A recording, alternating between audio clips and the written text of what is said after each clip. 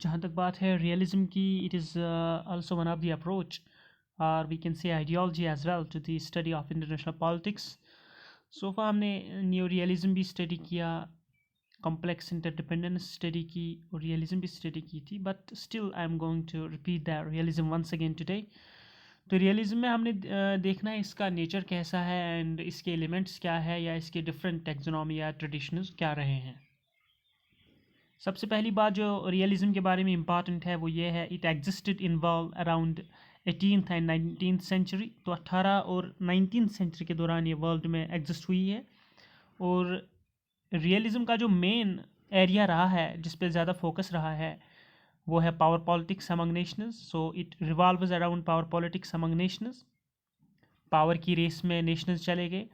और जहाँ तक मेन एक्सपोनेंट्स जो रियलिज्म के हैं, उनमें जो एपेक्स पे आता है वो H.J. मॉर्गन्थो, E.H. Car, K.W. Thompson, Arnie भूर, जॉर्ज कैनान और हेनरी किसिंगर। और मेन एक्सपोनेंट जो है वो मॉर्गन्थो है। और जो रियलिस्ट टैक्सोनॉमी है उसमें क्लासिकल रियलिज्म जो है, अगर हम उस क्लासिकल रियलिज्म को देखेंगे तो वो मिड 20th सेंचुरी तक है। तो मिड 20th सेंचुरी तक जो है क्लासिकल रियलिज्म है, और उसमें जो मेन एक्सपोनेंट आता है वो मॉर्गन्थो है। 1948 में पॉलिटिक्स अमंग नेशंस एक पॉपुलर उसकी बुक आती है, और पॉलिटिक्स अमंग नेशंस में वो पावर के बारे में बताता है या इंटरनेशनल रिलेशंस के बारे में बताता है। It is all about struggle of power among nations, और it is all about struggle for power among nations. और जो इसकी दूसरी टैक्सोनॉमी आती है वो है स्ट्रक्चरल रियलिज्म या न्यू रियलिज्म। 1979 केनेथ वाल्ट्ज की जो बुक आती है थियोरी ऑफ इंटरनेशनल पॉलिटिक्स, जिसमें वो ह्यूमन एक्टर को नज़रअंदाज करके एनार्की की बात करता है वहाँ पे। और तीसरी जो नोशन है वो है मॉडर्न रियलिज्म और न्यू क्लासिकल रियलिज्म। तो मॉडर्न रियलिज्म या न्यू क्लासिकल रियलिज्म जो है, जिसमें मर्शिमर है 2001 में वो tragedy of great power politics देता है, या जकरिया जो 1998 में फ्रॉम वेल्थ टू पावर। तो ये तीन नोशंस है रियलिस्ट टैक्सोनॉमी की, क्लासिकल रियलिज्म से स्ट्रक्चरल या न्यू रियलिस्टिक, और उससे आगे मॉडर्न रियलिज्म या न्यू क्लासिकल रियलिज्म।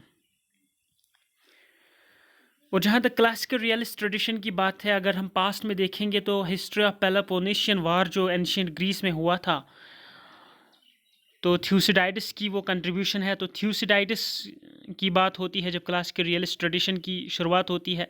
और अगर इंडियन ओरिजिन में देखेंगे तो कौटिल्य की बात अर्थशास्त्र से होती है। और चाइनीज़ वर्ल्ड में अगर देखेंगे सुनजू की बात होती है आर्ट ऑफ वार से। और जहाँ तक मिडल एजेस में देखेंगे तो मकियावली की द प्रिंस है, हॉब्स की लेवियाथन है, और रोसो की स्टेट ऑफ वार भी रियलिज्म को डिपिक्ट करते हैं। जहाँ तक नेचर है रियलिज्म का, मेन फोकस इसका रहा है सिक्योरिटी एंड पावर पे। तो it includes security and power. Rivalry इसका परमानेंट एलिमेंट रहा है, और स्ट्रगल फॉर पावर भी इसका एक परमानेंट एलिमेंट रहा है। तो राइवलरी और स्ट्रगल इसके दो अहम एलिमेंट्स हैं।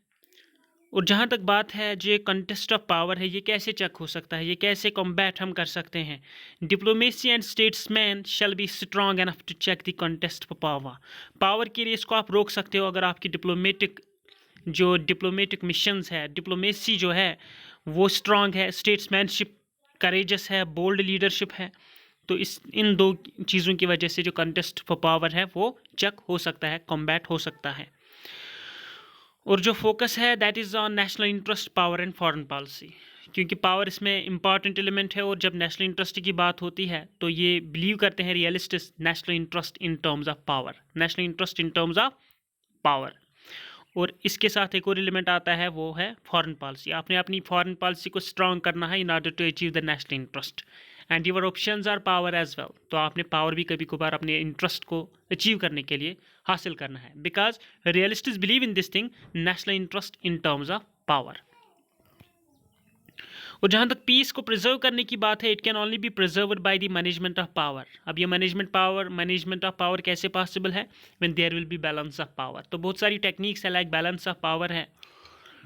आप न्यूक्लियर टेस्ट्स कर रहे हो तो दूसरी कंट्री भी, आपके जो राइवल्स है वो भी न्यूक्लियर टेस्ट्स कर रहे हैं, तो आप बैलेंस मेंटेन कर रहे हो। तो बैलेंस ऑफ पावर एक टेक्निक है जिसे पावर मैनेजमेंट होता है।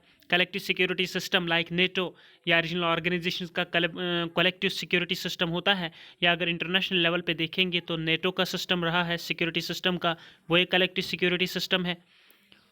अलाइंसेस, बहुत सारे कंट्रीज़ आपस में कोऑर्डिनेशन करते हैं कलेक्टिव डिफेंस के लिए, कलेक्टिव डेवलपमेंट के लिए, against any threat in order to achieve peace and prosperity and security. तो कलेक्टिव सिक्योरिटी के बाद वो अलाइंसेस करते हैं, अलाइंसेस बनाते हैं। रीजनल ऑर्गेनाइजेशंस भी आपस में अलाइंसेस करते हैं, जैसे सार्क के कंट्रीज़ करती हैं, आसियान मेंबर्स करते हैं, यूरोपियन यूनियन के मेंबर्स करते हैं, तो अलाइंसेस होती हैं। इसके अलावा बायलेटरल रिलेशंस या मल्टीलेटरल रिलेशंस को कामयाब करने के लिए आपकी जो डिप्लोमेटिक मिशंस पे एम्बेसडर्स या बाकी जो लोग होते हैं, वो उनकी जो कंट्रीब्यूशंस रहती है in order to maintain your diplomacy, आपकी डिप्लोमेसी ऐसी होनी चाहिए in order to preserve peace in the world, preserve peace in your nation and in the nation you are sending the diplomats. और जहाँ तक स्कॉलर्स की बात है इंटरनेशनल लेवल पे, E.H. कार जो है इंग्लिश प्रोफेसर इंटरनेशनल पॉलिटिक्स के, उन्होंने डिवीजन किया है स्कॉलर्स को 2 ग्रुप्स में, one is utopian, another is realist. और यूटोपियंस को आइडियलिस्ट्स भी बोला जाता है। तो यूटोपियन, आइडियलिस्ट्स और रियलिस्ट्स 2 ग्रुप्स को उन्होंने तकसीम किया E.H. कार ने। तो यूटोपियंस के बारे में उन्होंने बताया ये ऑप्टिमिस्टिस है, आइडियलिस्टिस है, आइडियलिज्म के बारे में बात करते हैं, चिल्ड्रन ऑफ एनलाइटनमेंट और लिबरलिज्म की बात करते हैं। और अगर देखेंगे 1919-1920 में लीग ऑफ नेशंस बनी थी, वो एक एग्जांपल है यूटोपियंस की। वुड्रो विल्सन एक एक्सपोनेंट है यूटोपियन वर्ल्ड के, वो आइडियलिज्म की बात कर रहे थे, पीस, प्रॉस्पेरिटी, पॉजिटिव डेवलपमेंट की बात कर रहे थे।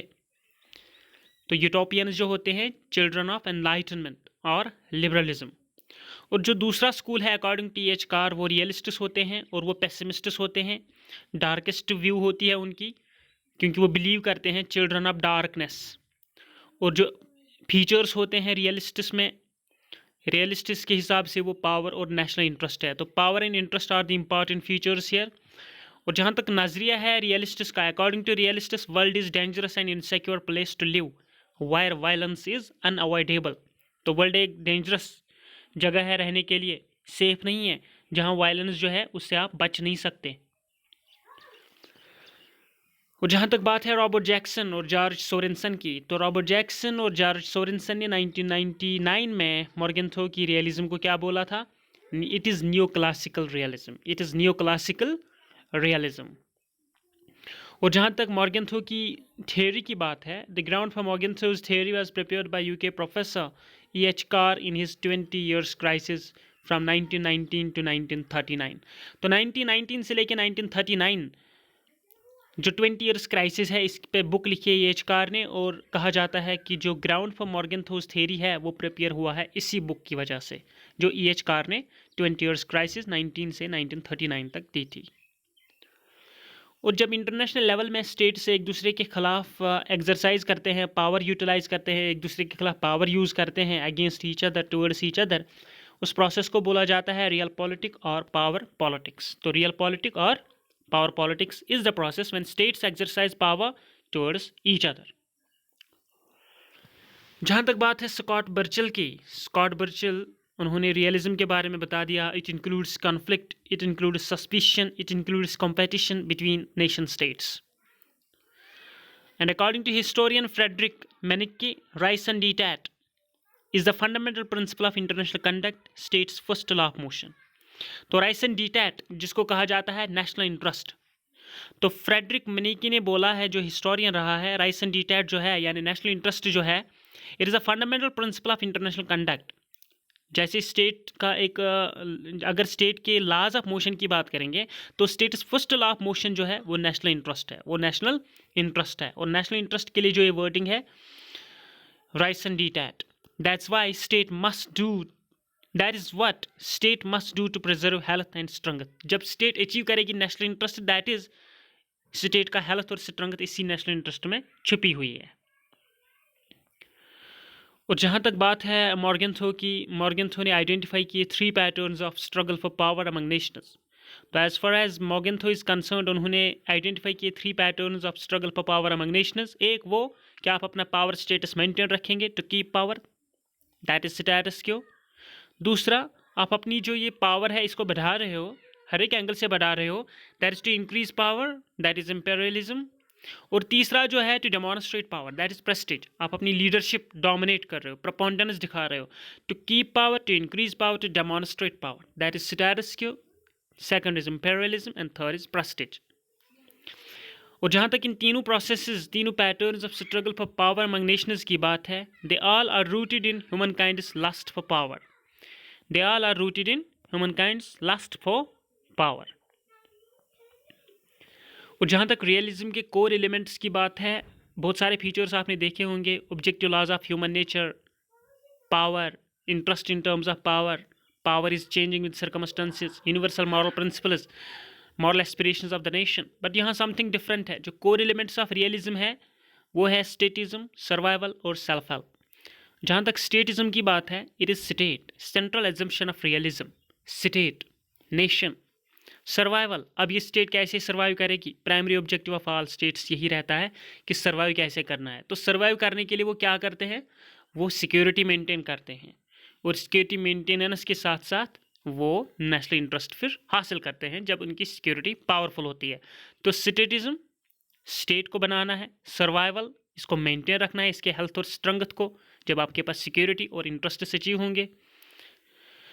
और तीसरा जो एलिमेंट है वो है सेल्फ हेल्प। आपने अपनी मदद खुद करनी है। जब आपको डिफेंस करना है तो आप डिफेंड कर सकते हैं, इतनी आप में कैपेबिलिटी होनी चाहिए। कभी कभार आपको रिटेलिएट भी करना पड़ता है। तो सेल्फ हेल्प में क्या चीज़ है इंटरनेशनल लेवल पर? आप किसी दूसरी स्टेट, दूसरी दौलत, दूसरी रियासत या इंटरनेशनल इंस्टीट्यूशंस पे निर्भर नहीं कर सकते, उन पे दारोमदार आप नहीं कर सकते, बिकॉज वो कोई गारंटी आपको नहीं दे सकते हैं आपके सर्वाइवल की। तो सेल्फ हेल्प मतलब नो अदर स्टेट और no international institution can be relied on to guarantee a state survival. तो आपने अपनी मदद खुद करनी है, चाहे आपको नेशनल इंटरेस्ट अचीव करना है, चाहे आपने अपनी सिक्योरिटी मेंटेन करनी है, या आपने अपनी स्टेट को जो सर्वाइवल है उसको मेंटेन रखना है, आपको डिफेंस है, रिटेलिएट करना है, you have to do it yourself. तो statism, survival and self help are the three core elements of realism. So this was all about realism.